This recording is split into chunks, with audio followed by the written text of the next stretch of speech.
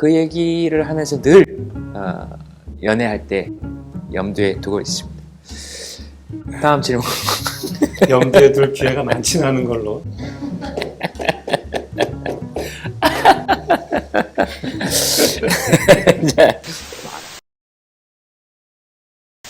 요즘 학교를 다니는 사람들에게 대학의 의미는 어떤 것이어야 될까?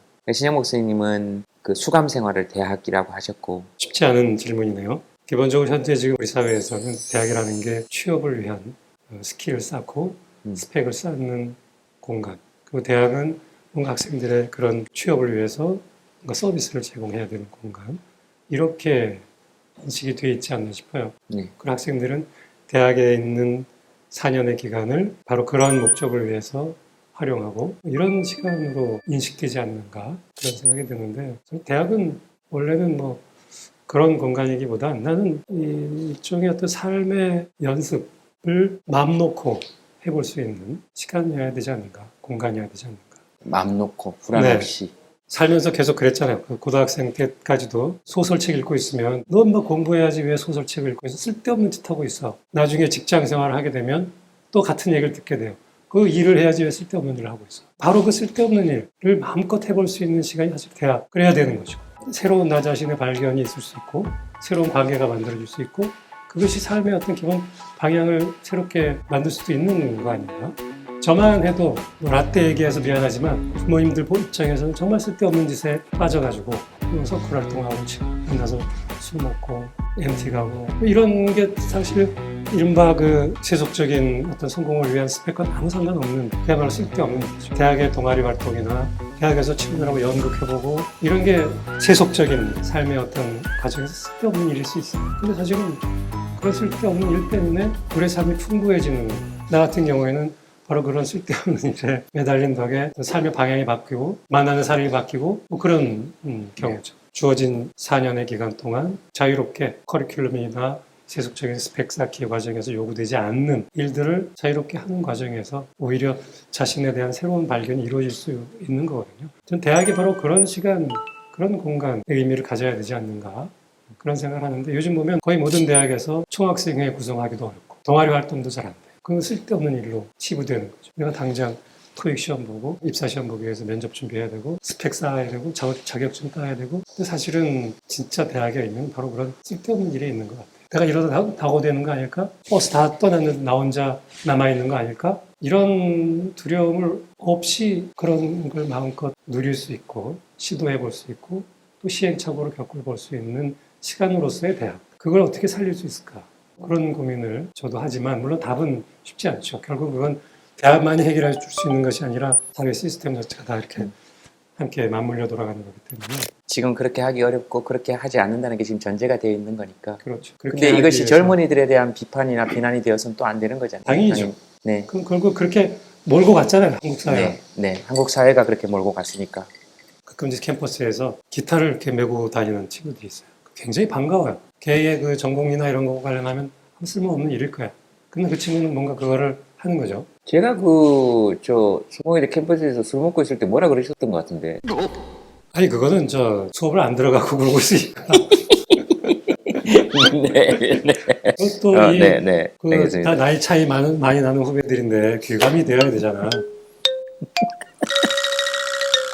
예. 네. 잔디밭에서 술 먹는 거 이제 금지하고 들어가지 말라 그러고 이런 얘기 들으면서 저는 그때 그렇게 생각했죠. 이런 얘기 하면 또 저보고 뭐라 그러는 사람이 있겠지만 저는 그때 세상이 어떻게 되려고. 저는 이게 도대체 세상이 어떻게 되려고. 아이들에게서 그런 여유를 다 빼앗아 가버린 거잖아요. 그렇죠. 속도의 논리가. 그 친구를 탓할 수가 없는 거죠. 사회 전체가 그렇게 움직여 온 거고 대학이 그런 기능을 갖도록 강요해 온 거잖아요.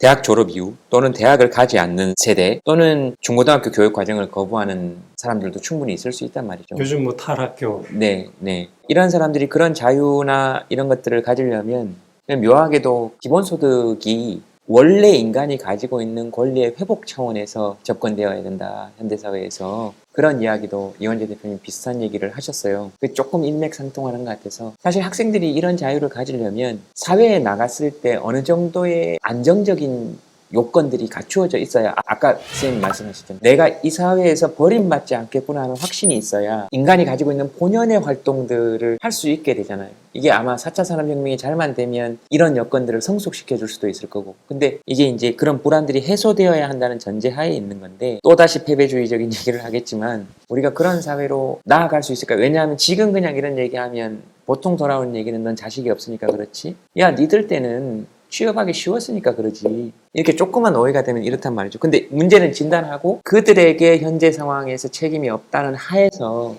그럼 어떻게 가야 되느냐. 뭐가 문제냐. 물론 답은 없겠지만. 그리고 이게 가능할 거냐. 가능하다면 왜 이렇게 문제의식을 가지고 있는 사람은 많은데 안 되냐. 여유를 가지고 대학 생활을 했던 사람들은 정책 결정권을 가진데 올라가지 못하는 경우가 지금까지 대부분이었으니까. 당연히 뭐 답을 갖고 있지 않고요. 네네. 사회경제적인 차원은 뭐 전공도 아니고 다만 기본소득 얘기가 나오고 하는 것은 그리고 아까 얘기한 대로 모든 사람들이 어떤 상황에서든 최소한 이 사회가 국가가 나를 버리지 않을 것이다라고 하는 믿음을 갖게 하는 기본적인 시스템, 신뢰의 시스템을 만드는 것이 핵심이라는 거죠. 그게 기본소득이라는 형태가 될 수도 있고 아니면 보편적 복지라는 형태가 될 수도 있고 네. 무엇이 됐든 사회가 그런 방향으로 움직여서 적어도 이 사회가 정글이라고 하는 인식을 안 가져도 될 만큼의 신뢰 이런 걸 만들어주는 거죠. 그런 생각을 것이 가지지 마라가 아니고 안 그렇죠. 가져도 될. 그 그렇죠. 부분이 되게 중요하네요. 불안한 사람한테 너 불안해하지 마. 그래봐야 무슨 소용이 그렇죠. 있겠죠. 그렇죠.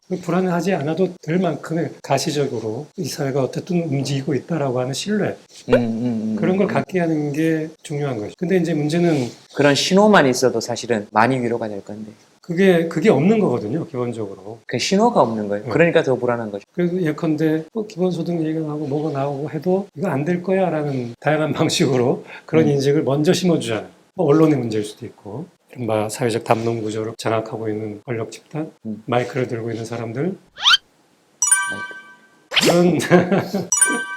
그런 사람들이 끊임없이 그런 식의 생각들을 갖게 하는 거 아닌가. 그런 것이 이 두려움의 연원에 자리 잡고 있지 않은가. 그래서 늘 젊은 친구들하고 만나서 그들에게 뭔가 얘기를 해줘야 될 적이 되면 제일 먼저 하고 싶은 얘기가 그거였어요. 두려워하지 말자. 두려워하는 이유는 내가 나 혼자라는 생각에서 시작되는 거예요. 다 똑같은 사람들이고 함께 해결하면 해결될 수 있는 문제예요. 근데 문제는 정글 속에서 나는 나 혼자일 수밖에 없고 나 혼자 모든 걸 해결해야 돼라는 강박, 그런 불안이 있으니까 쉽지 않은 거죠. 그 학생들에게도 늘 그런 얘기로 당신들이 처해 있는 문제가 나 혼자만의 문제고 내가 해결해야 될 문제라는 생각을 일단 벗어버리면 좋겠다. 내 친구와 똑같은 처지이고 그가 나와 똑같은 고민을 하고 있다면 같이 해결할 수 있는 방법을 찾아볼 수 있지 않겠는가. 이를테면 이런 게 요새 학생들 주거 문제 방세 예컨대 월세를 50만 원을 줘야 돼. 근데 내 친구하고 또는 두셋이서 같이 살면 각자 20만 원만 내도 해결할 수 있는 방법이 있는 거죠. 그러니까 그런 걸 생각해 보면 결국 문제는 각자가 각자의 문제를 해결하려고 하는 그러다 보니까 내 옆에 있는 친구도 경쟁자가 되고 승부의 대상이 되고 이런 상황 그런 걸 헤쳐나가기 위해서라도 여러 가지 함께 가면 길은 뒤에 생겨난다. 함께 고민하고 함께 문제를 해결하는 그 연대 그게 이제 사회적 연대죠. 그런 연대의 모색과 추구 이런 게 필요하다는 생각을 또 그런 생각을 먼저 할 수 있어요. 불안감에 사로잡혀서 각자에 있는 사람들이 이런 내가 혼자가 아니고 내 옆에 있는 사람들하고 함께 문제를 해결할 수 있을 거다라고 하는 믿음을 주고 서로 갖게 하는 그게 대학이 해야 할 역할이 아닌가.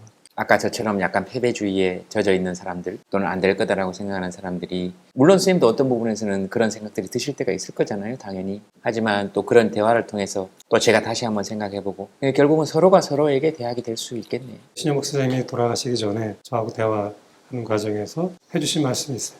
친구가 되지 못하는 스승은 좋은 스승이 아니고 스승이 되지 못하는 친구는 좋은 친구가 아니다. 저한테 굉장히 깊이 남아있는 또 거의 마지막에 해주신 말씀이라 그래서 요즘 어디 가나 친구들 만나거나 학생들과 대화를 할 때 그 얘기를 꼭 해요. 가장 좋은 관계는 서로가 서로에게 친구이자 스승이 되는 관계인 거죠. 신영 목사님 책에도 있었던 거 같고 강연 때도 얘기하셨는데 감동받았던 대사라고 소개하셨던 것 같아요. 영어 표현으로는 아마 정확한지 모르겠 You made me better. 결혼을 앞둔 친구한테 네. 너 왜 그 사람과 결혼하려고 하니? 라고 하니까 그 사람과 함께라면 내가 더 좋은 사람이 될 것 같아서. 네네. 항상 좀 다르게 기억을 해요. 근데 지금 제가 받아들였을 때는 서로 둘이 사랑하는 사람의 가장 좋은 관계는 저 사람과 함께 있을 때 내가 더 나은 사람이 되는 것. 그 얘기를 하면서 늘 연애할 때 염두에 두고 있습니다. 다음 질문. 염두에 둘 기회가 많지는 않은 걸로. 이게 생활이 어려워지면 제일 먼저 타격을 받는 쪽들이 사실은 힘든 사람들 그리고 문화 지출부터 줄이니까요. 그렇죠.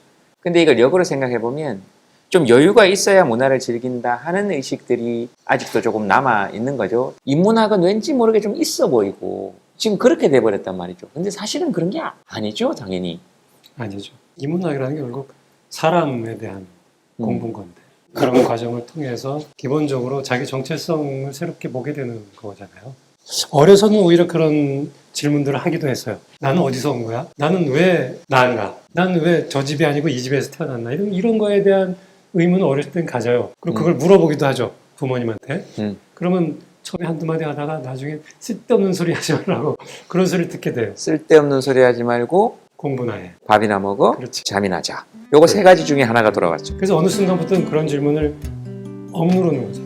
그 강풀 만화가 있잖아요. 풀이가 맨날 그 트위터에다가 똥 얘기하고 밥 얘기만 했어요. 정말 딴 내용 아무것도 없고 원래 밥 아니면 똥이에요. 나 오늘 똥 쌌어? 그 다음날 아침에 나 이거 먹어. 똥 쌌어? 나 밥 먹어. 여러분들도 똥 싸요? 뭐 이런 얘기만 계속 했는데 팔로워가 몇십만인 거예요. 그래서 누가 질문을 한 거예요. 밥하고 똥 얘기만 하는데 어떻게 이렇게 팔로워가 많을 수 있냐.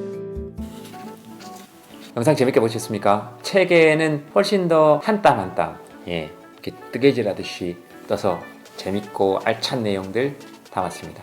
킥킥거리면서 보실 수 있을 거예요. 근데 내용도 좋고 진짜요. 함께 읽어보시죠. 컨셉 아니고 진짜 뜨는 겁니다.